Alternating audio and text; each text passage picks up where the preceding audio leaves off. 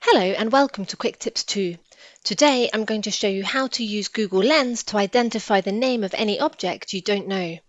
This can be useful if you're doing DIY and you're unsure about the names of certain spare parts. To begin, you need to download and install Google Lens on your phone. So go to Play Store or App Store and type Google Lens in the search box.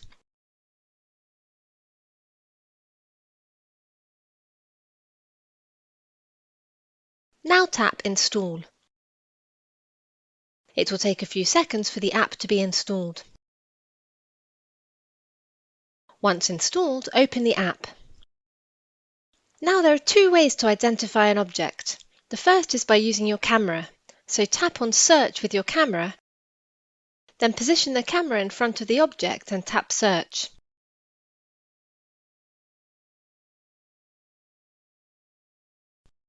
As you can see, this object was identified as a washing machine hose connector.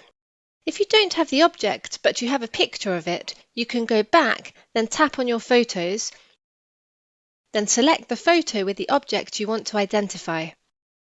As you can see, I got similar results. A simple way to identify the name of any object you're unsure about. If you have any questions, please leave a comment below the video.